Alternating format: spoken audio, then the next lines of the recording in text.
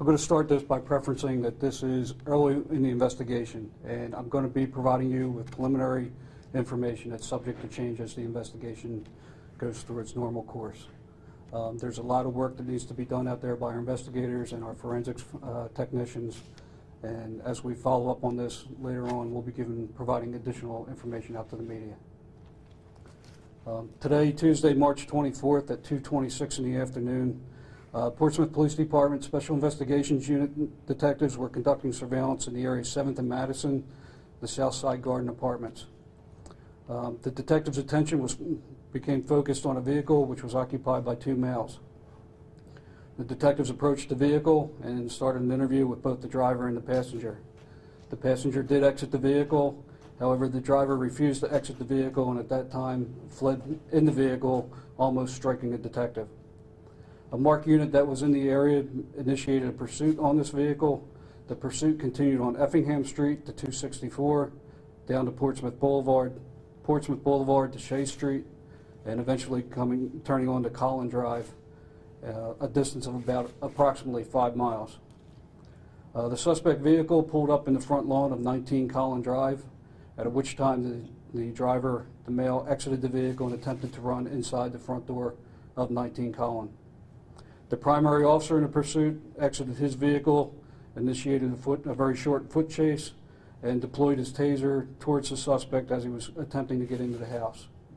The taser had no impact on the suspect, and a struggle ensued. Both the suspect and the officer proceeded into the living room, into a small hallway, and into the bedroom area, and that was followed by backup officers who arrived shortly thereafter. A second officer, one of the backup officers, deployed his taser, and again there was no impact on the individual at that time. The struggle continued, at which time the suspect produced a handgun. The officers then yelled "gun" and made attempts to grab the gun as well as the individual's hand. As this was occurring, one officer discharged his service weapon, firing approximately 3 to 5 shots. The medics were immediately called to the scene, and upon their arrival, the individual was pronounced dead at 2:40 in the afternoon. At this time, there's no reported injuries to the officers involved in this incident. Following our standard protocol for officer-involved shootings, the testing of the individuals involved have been completed.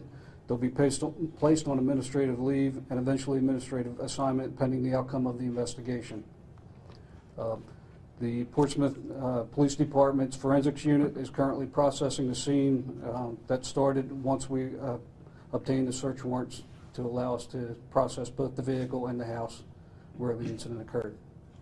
At this time, I'll take a few questions. Again, I want to say that this is preliminary information. It's early on in the investigation.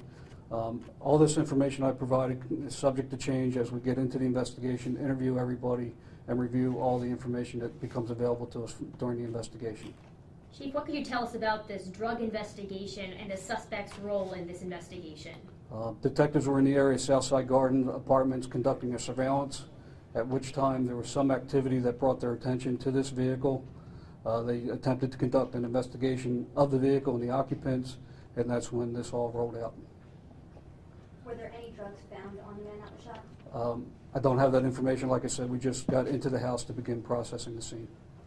And what is the connection to that house? Do you know, did he live there, or? Possibly. I'm not going to release the individual's name or identity until we're ensure that the detectives make all the proper next of kin notifications. Was there anyone else in that home? I believe there's one other occupant of the home. Were they hurt? No.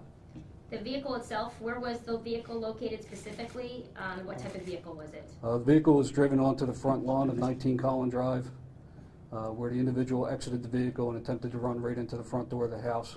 I'm sorry, at the beginning of all of this, where was the vehicle located? 7th and Madison Street at Southside Garden Apartments.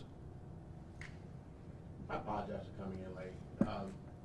The gentleman, we were told the gentleman made it inside the house, and what can you give me the nuts and bolts, what you already folks here?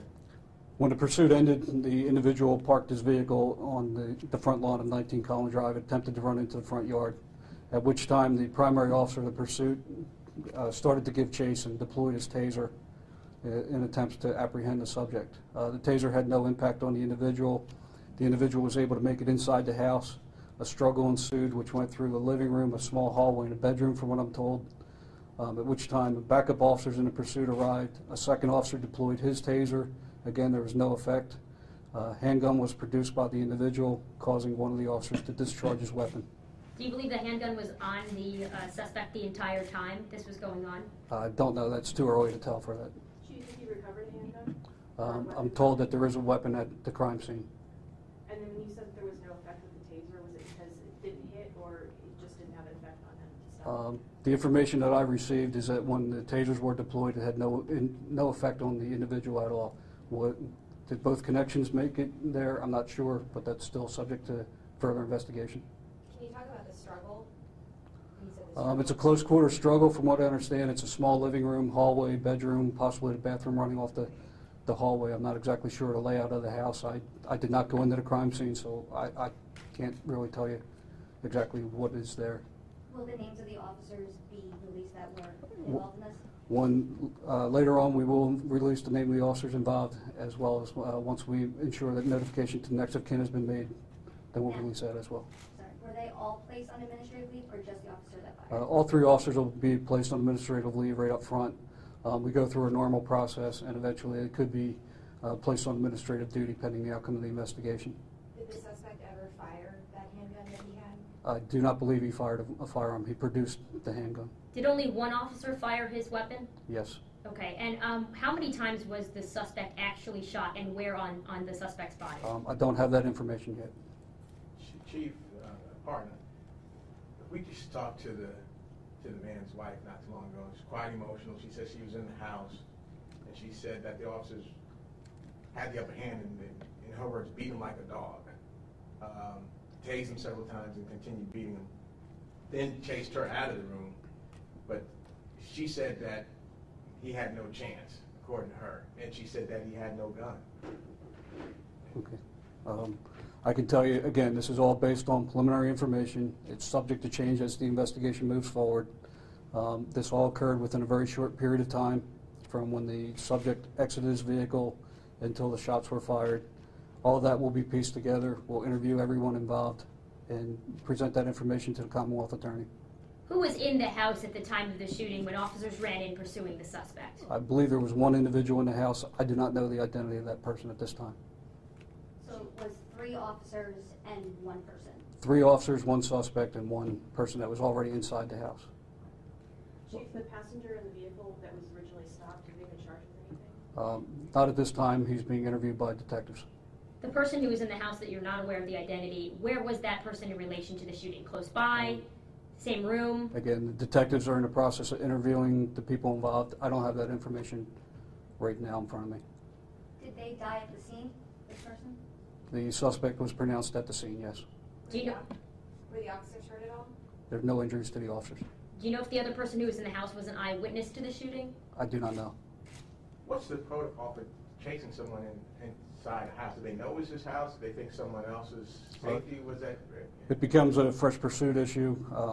The primary officer in the pursuit actually deployed his taser as the individual was up on the front steps trying to get into the house. That had no effect. The suspect then entered the house and the officer gave chase into the house.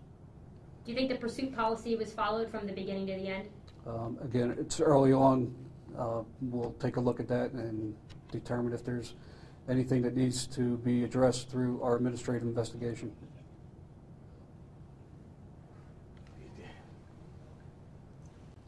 With the current events and things that's been going on nationally, are you concerned? Are you concerned that Portsmouth is going to be in a national light in a negative way, especially what's been going on in other cities, and especially listening to this man's wife, after listening to this man's wife, and her account of what happened? Ever since the incidents around the country, I think every chief in the country has been concerned, and we've all begun to take steps to prepare in case an incident of this nature had occurred. We've reached out to the NAACP. We've had some positive meetings building up to this incident occurring. We do a lot of work with our community, being a transparent agency. We've been transparent with the media, letting them know the things we're doing, and we try to provide you with as much information as we can as our investigations move forward. So all those deposits to building trust, now's the time that we're going to hopefully really see the investments that we made to people, for our folks to remain calm and wait for the investigation and wait for the final decisions to be made. Do you stand behind your officers today? Yes, I do, based on the preliminary information. And again, like I said, this is preliminary and it's subject to further investigation when all the information comes in. There's actually 2 investigations that are conducted. There's a criminal investigation and then there's an administrative investigation. Criminal investigation gets presented to the Commonwealth Attorney, and then we'll take a look from the administrative to see if our policies and procedures were followed and critique ourselves to see if we can do better next time. Chief, I know you don't have body cameras in your force, but do you know if there's any video? Do you have any video from any of this? Our tasers do have video cameras, so that the detectives will be downloading that information to determine what's exactly been recorded. Based on past experience with the taser videos, they've been rather poor quality, but there is also audio recording. So, What did the suspect say when the officers were first approaching the suspect? Could you say if he refused to get out of the car or simply drove off? it's too early in the investigation to put that information out there. I haven't had the time to sit down with the detectives who are doing the interviews and going through the crime scene. Again, normally this process, this press conference would be 1 or 2 days out after the incident, but because of some of the things that we've changed, because of what's going on around the country here, just a couple hours after the incident, we're trying to get the preliminary information out to the public. Can you explain a little bit more about the audio on the tasers? With that, when does the audio start? Is it anytime it's on the officer or anytime it's being pulled off? Could you explain a little bit about how As soon what as- it would have captured? As soon as the taser's engaged, Does that mean on or? turned on, the video and audio recordings kick on. What was the suspect doing at the moment that he was shot? Was he lunging? Was he stopping? Was he running? Could you describe his body motion, or was he saying anything? I don't have that information to put that out now. So I'm assuming you'll continue, as you get more information, you'll be updating us. Yeah, as I said, this is right off the bat, preliminary information. As additional information is developed, we will release that information. Can you talk at all a little bit more about the struggle that you said ensued? Was he hitting the officers? What was he doing that made them? I haven't been involved in the interviews. I'm waiting for the detectives to complete those interviews. I'll get briefed on that once they have sufficient information to sit down with me and go step by step on exactly what happened. Chief, are you in a position to characterize the other person who was in the house at this time as an eyewitness? No, I'm not in a position to say that now. Can you at least clarify that it was an adult? I'm not even sure of that. I know there was an individual in the house. I don't know if it's male, female, adult, juvenile. All right, guys. Well, thank you so much. We appreciate it. We'll be putting out updates, and I'll make sure I make contact with all of you guys.